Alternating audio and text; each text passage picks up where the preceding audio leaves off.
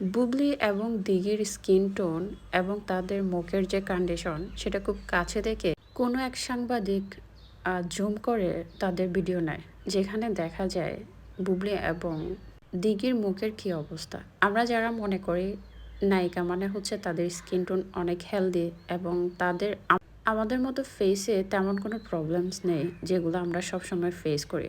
আসলে এটা মিথ্যে প্রমাণ হলো। এই যে অবস্থা দেখেন।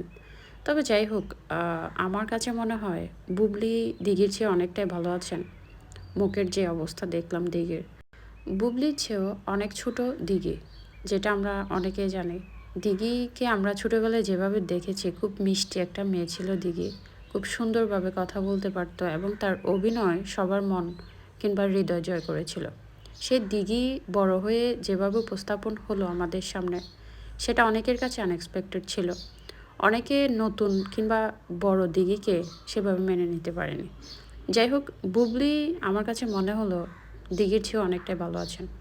বুবলি যেহেতু অনেকটাই বয়স হয়ে গিয়েছে, সে অনুযায়ী তিনি নিজেকে অনেকটাই ভালো রেখেছেন। নিজের স্কিন টোন, নিজের স্কিনের খুবই যত্ন নেন, সেটা ওনাকে দেখলেই বোঝা যায়। প্রথম দিকে তিনি যখন সিনেমায় আসেন শাকিব খানের বিপরীতে নায়িকা হয়ে, তখন ওনার স্কিন টোন একটু কমই ছিল, যেটা সবাই জানেন। কিন্তু সে বুবলি এখন অনেকটাই পরিবর্তন। অনেকটাই না, বলতে গেলে উনি পুরোটাই চেঞ্জ।